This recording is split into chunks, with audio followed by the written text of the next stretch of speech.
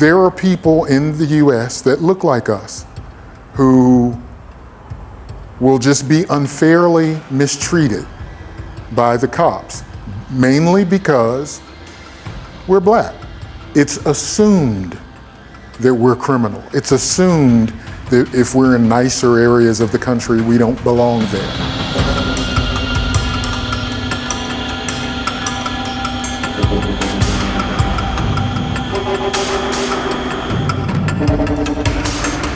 I literally was tired because we were seeing these killings for years and no one is held accountable for it.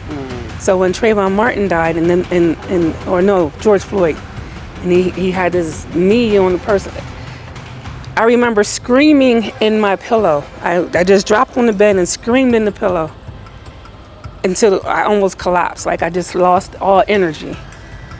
And I was so upset. I was like, you know what? I'm done. You know Mushebebe? Say it again? Mushebebe? No, sir. Mushebebe is pumpkin leaves. I know you will love Kenya. Kenya is a beautiful place. Yes, sir. You need to go to Masai Mara, or you have gone to Masai Mara? Not yet, but I'm going. To Masai Mara. You will see all the lions. Have you gone to any game park? I went to the one in Nairobi. Nairobi, sometimes it's hard to spot a lion. And we didn't go early enough, but I'm going again. Mara, you Sure. are able to see, and sometimes the timings, the Sure, times when sure. you see the wildebeest migration, the greatest migration Sure. ever on the planet. Yeah, I've seen it. I'm a wildlife person, so I've seen it on television. I also love wildlife. Sure. Now, if you want to go up close to an elephant, you have to go to Amboseli National Park. Amboseli, They are okay. friendly.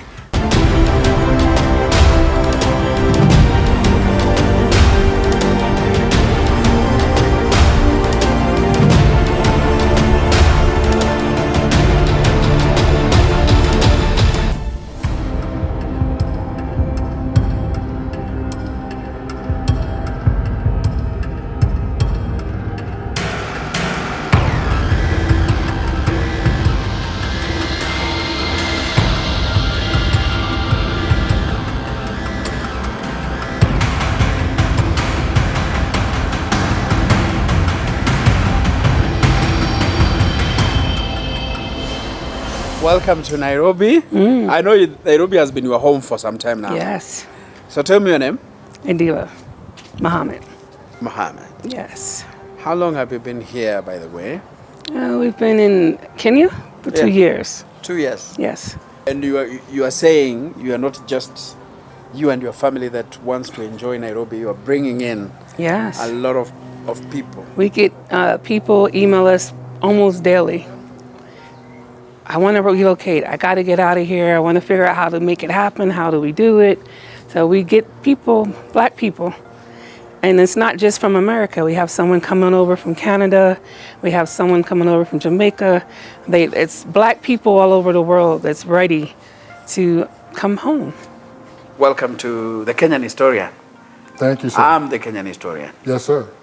But my official name is Enoch Sikoli. Good to meet you, sir. What is your name? My name is Ernest. Ernest. Yes, sir. You have a single name? No, I was leaving my surname off. You're being selective. Yes, sir. How long have you been to Kenya? I've been here for 8 months now. 8 months. Yes, sir. Do you love this country? Do you love the city Nairobi? I love it. Absolutely love it. I chose it purposefully. As we talked off camera, I started looking into moving to the continent as early as 2019. And in 2020, I visited Tanzania, as the brothers say here. In America, they say Tanzania. Tanzania. Yeah. I visited Dar es Salaam and Zanzibar. Spent some time. So when I was there, I was looking to see if there was a place that I'd wanted to live. Yeah. I have friends that live in Rwanda, so I considered several places. And after all of my research, I settled on Nairobi. Why Nairobi? Because of what I saw as an ease of transition, the lifestyle that Nairobi affords is similar enough to what I experienced in the States, to where my concentration wouldn't be on transitioning. I could just come here and live. And I had to think in terms of what my wife might prefer and what my daughters, as many as might come, would prefer. And I know that this is an area that they can live their life as is. Are you here alone or with your family as we speak? As we speak, alone, but temporarily. They're coming this year. You want everyone, like for example, everyone related to you, and let me say your family, your nuclear family, to be here? As much as will come. My wife and I have been married almost 38 years. So our daughters are grown. Our children are grown. But one is coming for sure, and maybe another. So are you an American or are you an African who went to look for, let me say, greener pastures in the US and you are returning home? Well, in terms of citizenship, nation of birth, I'm American. But in terms of identity and ethnicity, I'm African. But I was born in America. You were born and raised in America? Yes, sir. In Washington, D.C., the capital of the nation. Yes, sir.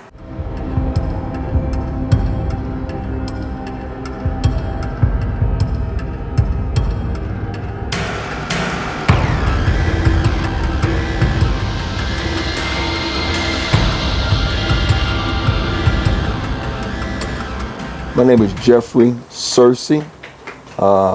In America, go by Jeffrey Muhammad. Jeffrey Muhammad. Yes. Originally American, or you migrated to America? Yeah, originally from America. Of course, you know, our forefathers here from Africa. So I have a slogan that's called, we came here by slave ships and we came back in airplanes.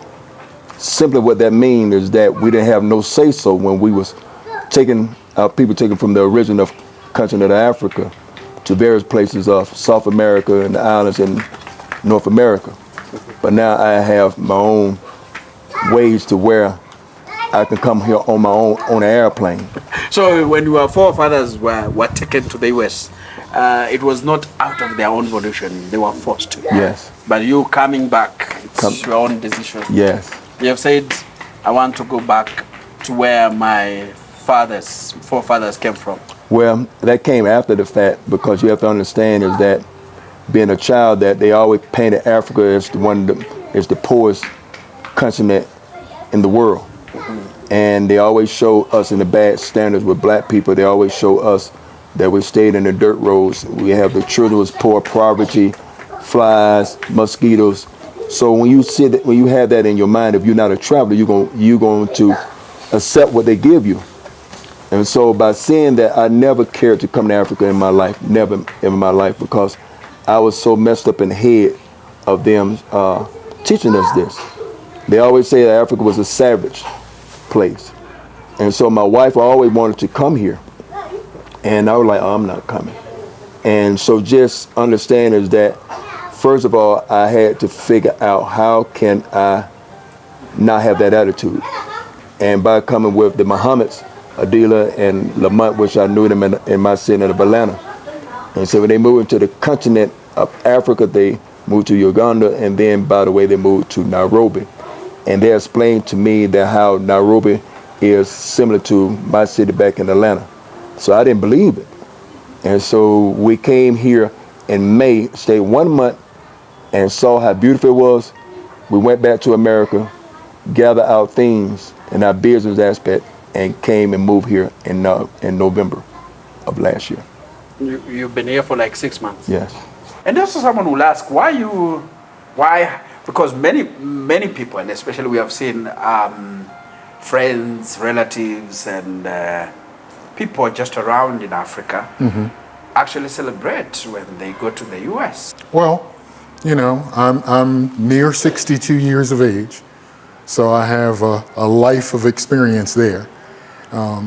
I have come to understand that in terms of living freely, living the way that I want. Nairobi afforded that at a level that the United States couldn't.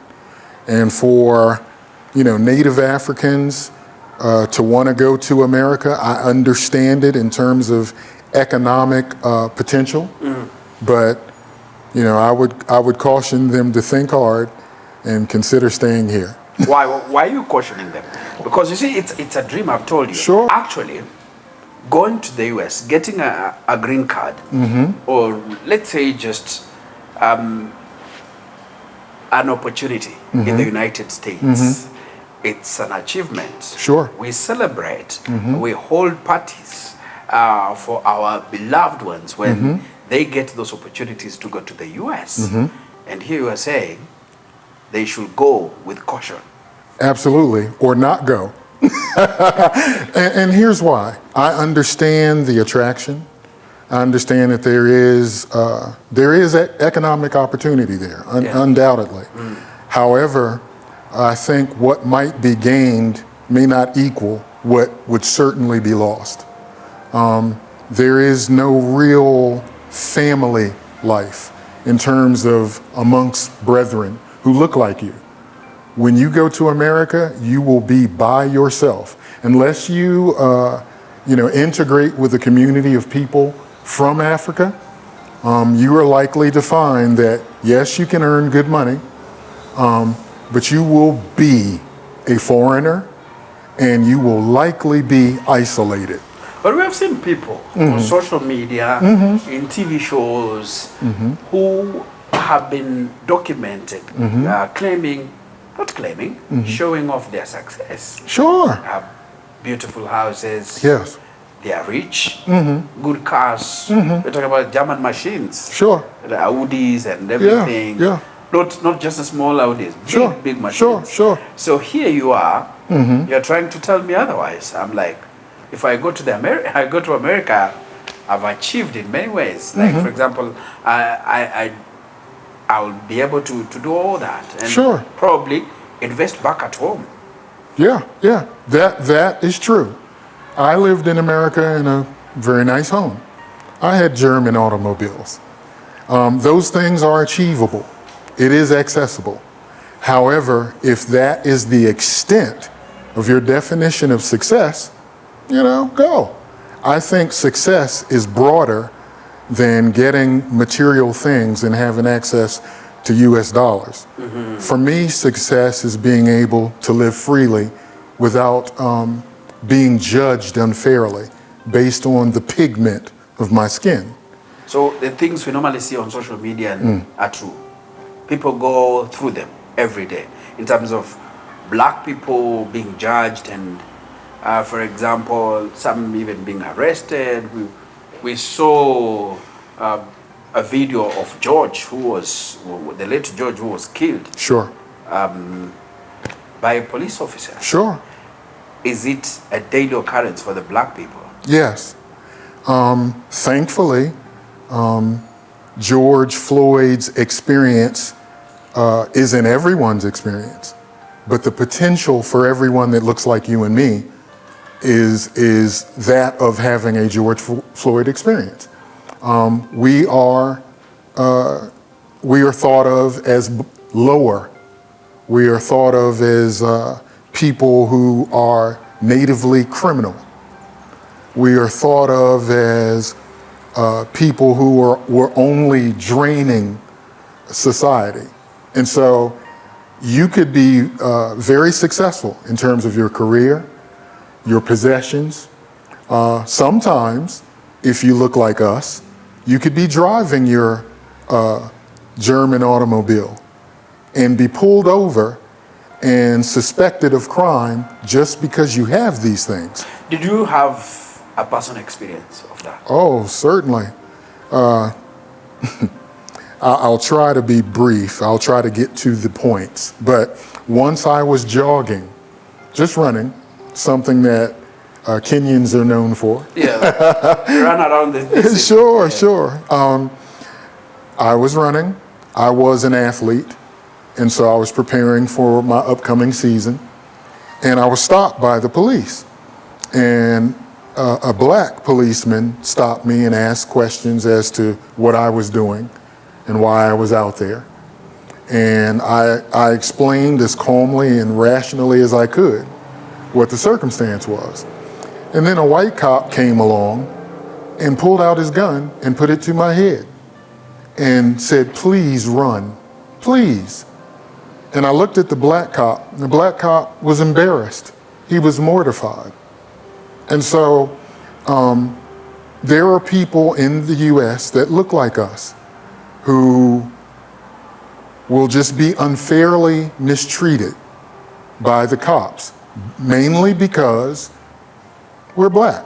It's assumed that we're criminal. It's assumed that if we're in nicer areas of the country, we don't belong there. It's a normal thing. We actually adapted to it. In our mind, it's normal now. It's the racism, the stereotype, the following you around the store, the judging you, the prejudging of you. We've seen a video over this past weekend of police officers, these white police officers, pulling a lady out of a car and telling her, and she's telling him, "You don't have the right to do this, blah, blah, blah." He's pulling her out of the car, slamming her to the ground. She's a judge. This is going to cost him his job. But first stance, and it's a black woman. Females doesn't matter. They don't see us as people. So how can it matter? So you are judged the moment someone sees you, you are a person of color. Right. They say probably this a thug or Right. whatever, or a criminal, Right. or an offender. Right. And see, it's funny because you guys want to come. Y'all want to come to America. Yeah. They see you as a black man. You're not African. You're not a dignitary. You're not a foreigner. You are a black man. And you are on the same level as me when you come to over there. Or maybe even less. You might even get treated even worse because you do have an accent. But for the most part, you're a black man. And so you need to learn. And then there's certain things you got to learn in order to adapt when you come to America. How to talk to how to talk to our police officers, how to deal with them. You got to learn your rights as a man, period. You have to learn your rights. And even if you learn your rights, it don't matter if they have the right to shoot because they felt threatened. You looking at me too hard right here, I'll shoot you. A right to carry state, like the whole country has a right to carry. I don't see guns around here. Nobody's walking with, the way that y'all drive here, we could come out of our car and blow your head off because we're stressed already. We got to get to work.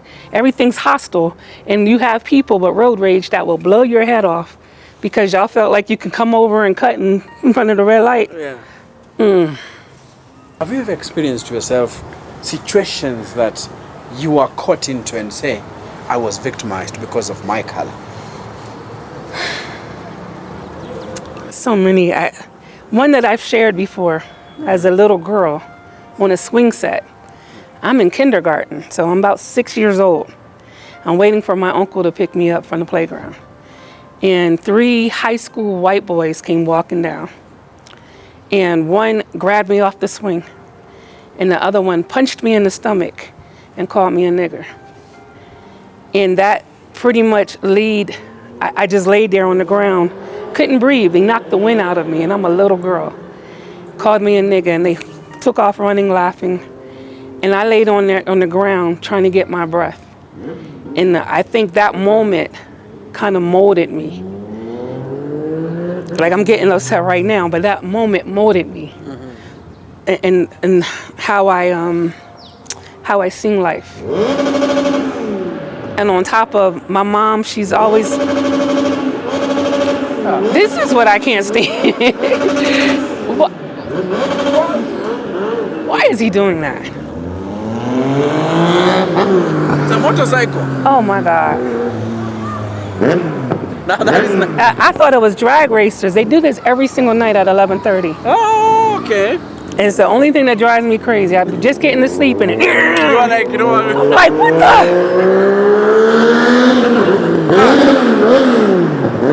I thought he was going this way. He done did a flip.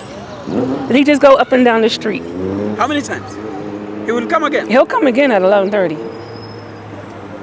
Just to wake me up. He does it on purpose. I think he knows I'm up trying to sleep. So you are telling me about the story of little girl. Yeah, so, that kind of molded me, that shaped me. My mother was very into Black history, Black knowledge. Like we learned who we were from the early stages. I knew who I was. I knew my mom poured that into us. So coming to Africa is almost natural for me because how I was raised. And my mom, way fair-skinned than I am. She got chased home from white men trying to rape her. She's just going to school. She got chased home. She got called all kinds of. She was born in the civil rights era. So being Black or looking as light as she was, that was proof that our people have been raped and molested by plantation owners. So that was like in their face, and it was something that she had to deal with. And she lived in the city in Philadelphia. And getting chased and run away and can't go into certain places, and she poured all of that into us. Okay, so but someone will say, you are a little girl. Maybe things have changed. Maybe it's not. It's worse. You still It's continue worse to experience. Now, mind you, we had a good life in the States. I love Atlanta. I love Atlanta as much as I love Kenya. Yes. So I have nothing against where I'm from. But the ability during COVID, my husband was working, he worked for Amazon, he delivered packages. And the atmosphere, mind you, that's the first term for Trump as well. So the atmosphere of the racial tension was so high that we seen Confederate flags all around, which represents white supremacy. Yeah. That was at all kinds of people's houses. And when they deliver the packages, you had that threat on you that they can shoot you at will. And we didn't know, every single day he walked out the door, it was like we needed to pray over this. Is he coming back home? And who wants to keep living like that? And I remember when Trayvon Martin got killed, this is what made us say, let's go. I literally was tired because we were seeing these killings for years and no one is held accountable for it. So when Trayvon Martin died George Floyd, and he had his knee on the person, I remember screaming in my pillow. I just dropped on the bed and screamed in the pillow until I almost collapsed. Like I just lost all energy. And I was so upset. I was like, you know what? I'm done.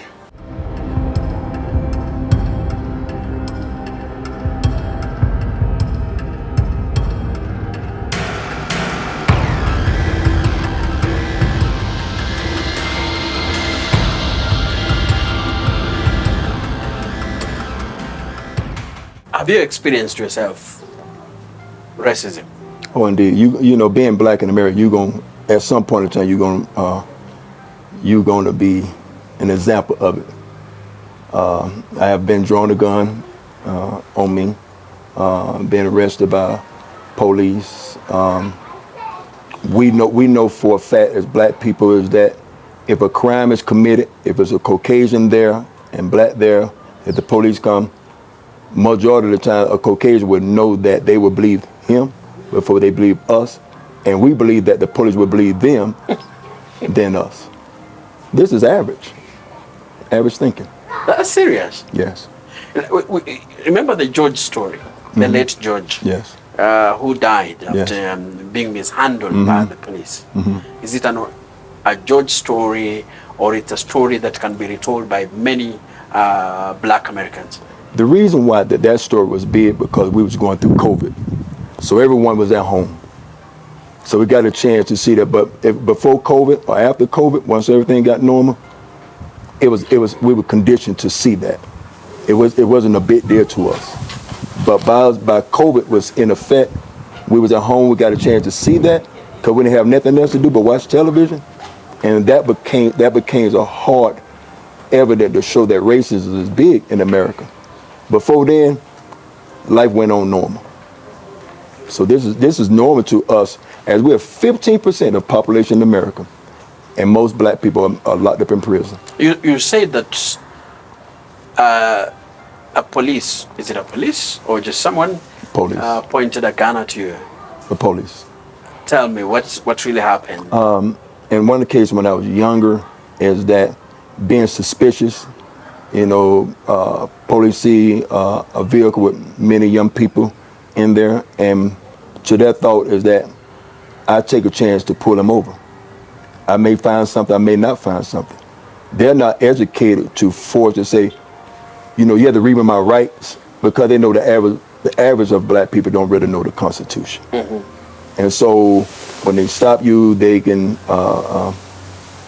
say anything. I'm not going against the police, but there are many cases that a lot of black people would tell you that we have bad experience with police officers. And in some cases, some officer, they like that authority, they like that superior, and they like the gun in their possession.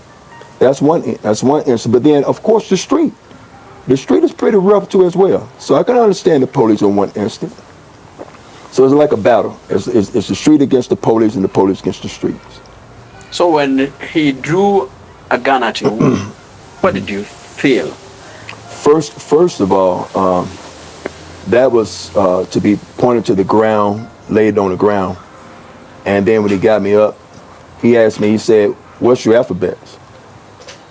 And then he said, "Well, say them backwards." And something like that, we're like, why do I have to be humiliated to where what they got to do me to say my alphabets? In certain cases that some officer, I'm not saying all of them because I have some friends as officers, but there's someone that abuse their authority and they make you jump if they say you need to stand on one leg. If you don't know the law, if you have some type of fear, you probably would do it. So when he laid me on the ground and they got me up, and he said alphabets, I was like, why have to say my alphabets? Mm-hmm. But we've seen some reports where we see reports that indicate that in the US, there are quite a number and a big population of black Americans in the US prison. Yeah. And most of them are linked to drugs or some violent crimes. Yes. So how this picture, because when you talk to some people, some say it's true actually. Mm-hmm. Black people in America are somehow troublesome. Prison, the jail system is a business by itself. That same system can work down here if it was money down here. And what I mean by money, because the average Kenyan, a lot of poor people. But in America, it's a business. And so what happened is that if you get locked up in prison, if I need to call my mother, my auntie, I have to use the phone, I have to pay for it. It's additional cost for that. If I want to get some nice shoes, someone will bring some shoes up for a price. Or if I want a cell phone, somebody bring it for a price. So it's a big business in the prison system. So, and again, most of us is in prison. So the prison is the stock market as well. A lot of people don't know this on the stock market. So if I had a prison and the only way I can make money, I need to find a way to be able to have someone locked up in the jail system so I can be able to make money. You understand? So that's why the prison system is so big, because it's a money system, and the best people to put in prison is black people. You're serious? Serious. No matter what state you go to. If we're 15% of the population in America, how can most of us be in prison if that's not the case, that their aim is to put us in prison? My question will be, are these black people put in prison because they are criminals, or? It's a control situation. So you never see the hand that started or that created this atmosphere. And about time that we live up under the poverty line, and they make things so fast seem if you want this type of car, or you want this type of jewelry, or you want this type of clothes, and they may seem like they have so much value, and you cannot pay for it through a regular job, then you may go into robbing, you may go into stealing, because you want that, because they seem like they have more value to it. But when you have knowledge of self, you understand that my brother, my sister is more valuable than any car, than any jewelry. And so when a person have knowledge of self, even himself become a target. Why? Because he's waking up other people so we can stop the crime. Because when we wake up, then the people who own the prison system wouldn't have nobody to be into their prison, because we have knowledge of self and we are stopping crime being created. If you were to do research, you would find that a black male committing one crime, he will get an amount of time that is abnormally longer than a white male doing the same thing. So, again, one could go there and find material success, but understand, you're not going to be treated equally in every case. You're not going to be treated fairly in every case. And you are seen as a potential threat to white society. What about the stories that we have always seen? Some of us, we have never lived in the US. We rely on media, whether in movies, whether in films, whether in stories, documentaries. We've seen situations where, when you look at drug dealers in the US, a good number of them are black. Sure. And that is due to a lack of fair economic opportunity. There is this term called ghetto, which really originated in Europe when Nazi Germany existed. They would move Jewish people and people they perceived as lesser than the Nazis into tight communities with lesser economic opportunity, and they called those areas ghettos. What happens in America is, if black people are not rich or middle class or upper middle class, they can only afford to live in what's termed as a ghetto. And in ghettos, you don't have the same access to food stores. You don't have the same access to employment opportunities. And so some people that are black will turn to criminality to survive. In fact, in the 1980s, the US government literally shipped drugs into black communities and used the money to fund wars against Nicaraguan leaders that they didn't want in place. Wait, let me, if I'm getting you clearly. Yes. You are saying the US government Yes. actually made blacks addicts, in simple terms. Addicts and... Because they are the ones making the drugs available for the black community. Absolutely. Look, for a drug dealer to sell drugs, You need the product.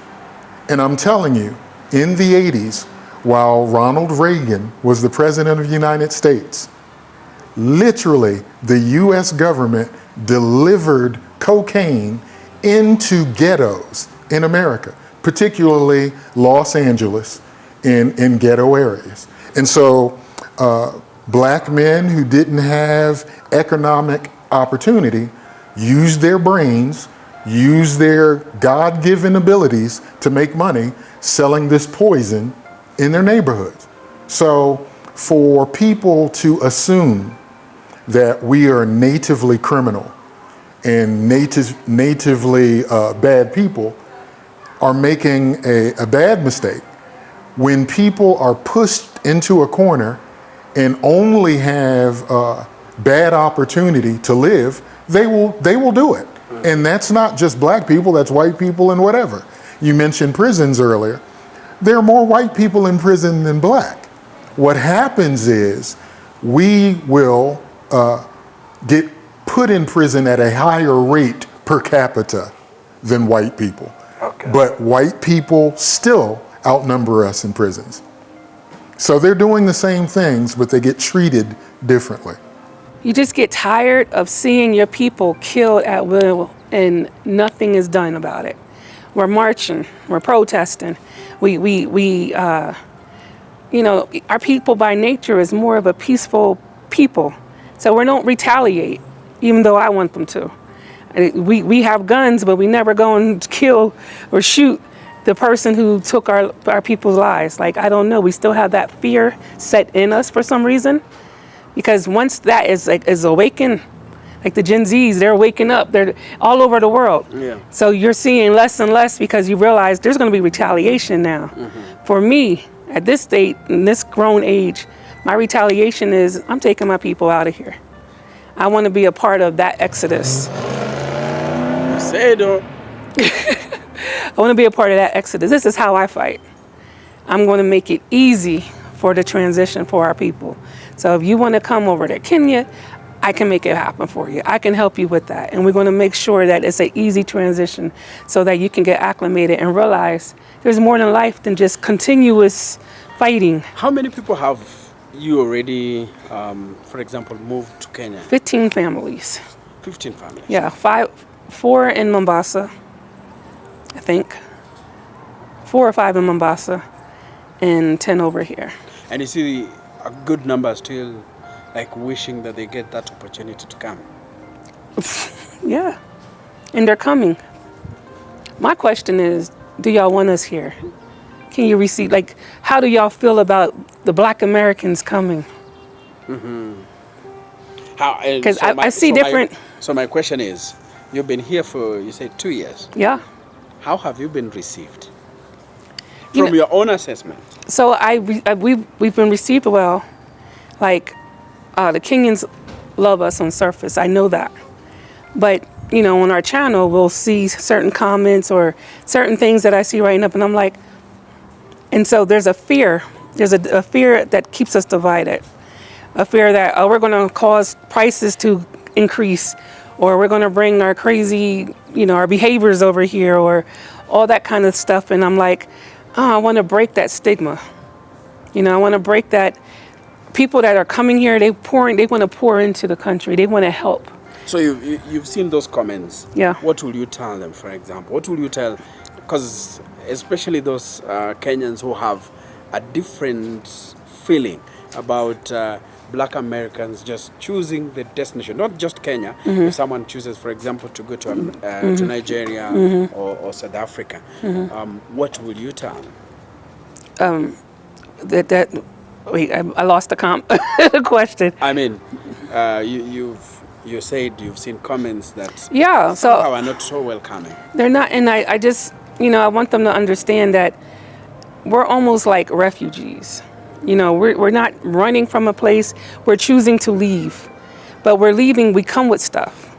We got American PTSD for a lot of us. But some people really just choose to want to have a peaceful life. We're coming over here. A lot of us are coming to employ over here. So a lot of us is coming, we're bringing jobs. We're bringing other sources of income. We're bringing opportunities for our people. We want to also invest into the country. We don't want to take. Did they say, for example, them why? Yeah, we see why all the time. Why? Why are we coming over to Kenya and not West Africa? And our response is, why do we have to have a divide? You know, we see that people want to do the DNA tests and all of that kind of stuff. For me, I'm African. I have African blood in me. I don't care what country, where the lines are, or the borders that the colonizers created for us. So now we have a separation. Africa is one. And so we're coming home. We're African. And why not be able to have the freedom to choose where we want to live and what country we want to be in? So you're telling them not to get worried. You are not here for anything wrong. No. Or no bad intention, right? No bad intention. We literally, I mean, we make mistakes. You know what I'm saying? We're trying to learn. We're learning the ropes. Kenya's business ethics is a lot different. So doing business in Kenya is kind of different for us. So we're learning as we go. Immigration is hard on us. So we're learning immigration as we go. I mean, so many things is different. Where it was easier in the States because that's the norm that we had. But coming here, you need to have someone, boots on the ground, that can just help you. And that's what we created. We try to create a community, and not that we're excluding ourselves from the locals, but we have this, you guys have community. Y'all come from a village, y'all come from different areas. We don't. So we had to create our very own village for security, for safety, for familiarity, for brotherhood and sisterhood. And now we have that. So what do you think about the Trump cuts? You know, he has cut the US aid. which actually funds a lot of programs Sure. in Africa. Sure. Not just Kenya, Uh-huh. Africa, Asia. Now he's chopping it. Sure. What do you think about it? Well, in some respects, I guess for those who were depending on those dollars, that were using them correctly, it's a challenge. And I understand that. But inevitably, I think that African countries need to learn to stand on their own. And the less you depend on the West, the better it is for you. There'll be some suffering in the interim, but Africa is the richest continent on the earth. All of the minerals that the rest of the world depends on come from here. And so to the degree that African leadership and nations depend less on the West, I think it's better. And so now Trump's reasons, I don't think his reasons are righteous, but it doesn't matter what his reasons are. The fact remains that African nations need to stand on their own feet, and when they do, they will exceed the West. Do you feel that Trump hates black people? I think he's made that clear. Yes. I think he's. You've been there. You've seen the man. You've had the man. Oh, sure. He's savvy enough not to say in public, in front of a camera, I hate black people. But all of his policies, all of the things that he does injure black people. For instance, there is a move now in the United States to remove items from the African American History Museum, which sits on grounds that house, the Jefferson Memorial, the national memorials, all of the things that speak to American history, where the African American History Museum sits. He's removing items from there because he doesn't want America to be seen in a way that's negative. It's the history. There have been negative things done to black people in America. The fact that we're there is due to slavery and people being kidnapped from this continent. So, yeah, his perspective is not good where black people are concerned. I'm sorry. You say the answer is in the action? Absolutely. I think a person that a lot of people don't think of as black, Jesus Christ, he was black. You believe Jesus was black? No, I don't believe he was black. He was black.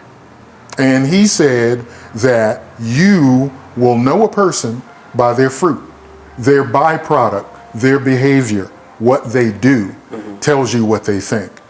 And he said that. So I'm just following behind that black man. We will need to talk about that Jesus being black one day. Sure.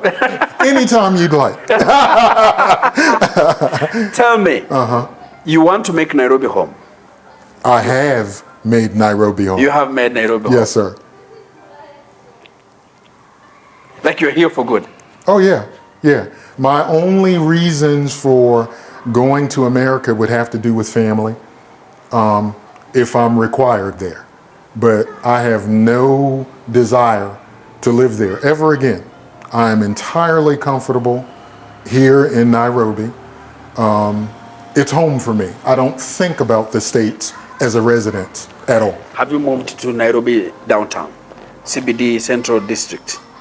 I like where I am just outside of the CBD. Some people... You know the CBD, how it looks? Well, what I know is it's bustling with activity. And yes. There are plenty of places like that in the States. So I have similar experience. But, when I'm from Washington, D.C., which, in certain areas is a very bustling, busy environment. So I've been to New York City. I've been to bigger areas in the States. So I know what that environment is like. And in DC, I live just outside of that environment. And that's what I've replicated here. How did you land in Nairobi? you know, I don't think someone, you said you've been in Nairobi before? Or No, my first time is here. when you are coming to stay in Nairobi? Yes. I didn't even come here to visit first. But I did ample research. For my job, I learned how to research a thing in order to have enough confidence to make a decision, right? That's what I did for work. And your research must have been good. Well, it was good. I felt comfortable based on the things that I could research. What I have discovered after being here is that things are even better than what I was able to find on my own.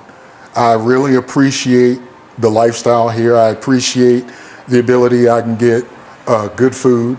I appreciate the atmosphere. The climate is beautiful. I appreciate the way people just live. I appreciate the dignity I see on Nairobians' faces, regardless of their economic strata. Everything I've seen has been positive. You came before Trump became president. I came here before Trump became president. And even if he was president, that didn't push me to come here. I came here because I removed out my own way to come here. Meaning that the thoughts in my head of what I thought was Africa, the jungle, the poverty, and when I came here to see it for myself, I said, this is beautiful. This is more than what they told me, and I got a chance to experience it myself, because a lot of time when you watch the videos on YouTube, yes, it's still controlled. They still show what they want to show you, but when I come myself, I can experience and I can give a real opinion about what I see here. So let's look at it. You are here in Nairobi. Mm-hmm. You've been here for 6 months. Yes. Do you regret making that decision to come to Africa and settle here in Nairobi? Just coming here to Africa is a big step for me. I've never been a traveler. I've never been an international traveler due to because being on an airplane that long, it's about 22 hours. You have to stop at a few places in Europe and then come here. And so just that long flight to anyone that would love to come here. Many people love to come to Africa, but the first thing they're going to say, how long do it take? 22 hours. Right, and so when you... The least you can take is usually 18 hours. Yes, and so when they hear that, like, oh. So that's the case. If it was 2 and 4 hours, we'll come. But by it being that long, you know, the first day was, I can't be on a plane that long. But when they come here, they're like, wow, this is amazing. And it's ended up being worth of the 22 hours or 18 hours. Like, it's okay, because it's worth coming here that far. And what has made you appreciate that? What are the areas, what are the things you look at and say, you know what, probably I made the right decision? One thing is to come to Africa and see black people all over. And it's a beautiful thing. Especially we're not in violence. We're not mad at each other. People are walking around and they're minding their business. That's so important to all of us. Is that you see a man going that way, a woman going that way, even the animals. Like when I saw the goats or the dogs or a cow, and they wander off on their own, no one messing with them. It showed that's peace. You know, that you can see. Even the goats were at peace. Yeah, they minded their business. And that's what I want first. When people say, what you want out of life? I say, peace and leave me alone. That's more important to me. So when I see the Africans walking on and going about their business, it's so beautiful to me, because we're peaceful people. We're the most peaceful people on the planet. And so that... But in the US, it's believed that black people are troublemakers. Oh, indeed. In many reasons, you know, that black on black crime, a system that puts us in that position to where robbing and killing among each other without even realizing who set the mold for us to be like that. There is a trigger somewhere. There's always a trigger, because if you follow the trigger, you'll understand it's money behind it. Corruption is huge in America. You think corruption is huge here in Nairobi or Kenya or Africa? You can't compare it to organized crime in America. So everything that happens is scripted. Almost. Like and there is somewhere there. It's almost like someone playing chess. Yes. Knows which needed to move. It's a king or whatever. And the first thing to do is to work on your fear. So you work on the person's fear, then you can move them the way you want to move them. But when the person that's think before they move, so no, that's not. I'm not moving over there just because the fear made me move there. So just like the like a dealer and a husband, they're moving on their own. They wasn't forced. But by them moving, it gave a chance for us, like myself, to see them move abroad. Because if I didn't see that, I would never came to Africa. So when they went around and to Uganda and moved here to Nairobi, and they really made me feel better to bring my dukes down, and I saw how comfortable it was, and I saw the people, I saw the friendly of the people here. That was so beautiful for me. I called on the phone. I said, the people in Africa and Nairobi, man, they are some beautiful people. They're some of the most beautiful people I ever met. And so just that was inspired me, because I know we're peaceful people, but it's hard to see it because the situation they put us in. So to come here and see that the people abroad moving the way they move, especially going to CBD, I never seen that many black people in my life. You've been to a CBD? Yes, many times. Uh-huh. Yes. Well, how is it different from those that you know in, well, which city do you stay in? Atlanta, Georgia. Georgia. So how different is it? So just seeing, no matter what angle you look, you're going to see black people there, and you just see them like, wow, this is amazing. You're like, this is me. And it feels so good, because I was like, I blend in. No one knows I'm from America until I open my mouth. Other than that, I'm blending with everyone else. And at the end of the day, have you met some people, some friends around? Do you have friends already? Yes, I already have friends. Who are Kenyan? Yes, I'm Kenyan. So the first impression they had, for example, when you first met them, you say until you open your mouth is when someone realizes, okay, this guy might not be Kenyan. You know, but the thing about it is that I think by being black is still allow us to talk with each other. And so when I get to talking, you are kind of used to, because you understand English. So I want you to tell me the first time you met someone in Nairobi. So the first person I met in Nairobi was a housekeeper. And she was a name, you know, she's a very nice young lady, very polite. And even when I went home, even when I called her, I said, we have a nice housekeeper. She is beautiful. She's nice. And so when we start traveling abroad, and I start seeing everybody, I'm like, man, everybody nice. And so just that, it brings your defense down. And it shows to be okay, because home in America, your defense is up. And so even when I moved here, the first thing that my family said, be careful. You coming here, but they'll never say be careful in America. But I'm more secure down here than I am in America. That you are in America. So tell me, how did you land here? I know you've done your research, but did you just come? Yes, it was as simple as that. You just packed your things? Yes, sir. And said, Nairobi, here I come? Yes, sir. You know, off camera maybe when we were talking, I mentioned that as long ago as 2019, I made a determination that I would move to the continent. Yeah, I remember you told me, yeah. And so in 2020, I and some friends of mine went to Tanzania. Then Zanzibar. Yeah, went to Dar es Salaam and Zanzibar. Yeah. My friends. Yeah, you know, Zanzibar then is part of Tanzania. Sure. My friends that I went there with, they bought a home in Zanzibar. And we're in contact, we're friends. I think Nairobi, for me, worked better because I would be able to have the lifestyle I want without spending as much as I would have needed to spend in Zanzibar. And the fact, and lastly, the fact that there's no language barrier made it very easy. English? Absolutely. In Tanzania, you have had a problem a little bit. Yeah, people certainly speak English there, but not everyone. And so I would have had to rely on Swahili to some degree. I'm not looking for syntax and grammar. I'm looking for the ability for us to communicate. Yes. And, you know, as in comparison to Tanzania, I saw that it would be easy to converse, to communicate here, Okay. which you do quite well, sir. Yeah. So this place here, you have a nice house. Thank you. How did you find this house? Well, Adila's Relocation Services, ARS. When I came here, I didn't know of that company. I knew that this was the place I wanted to be. This area here.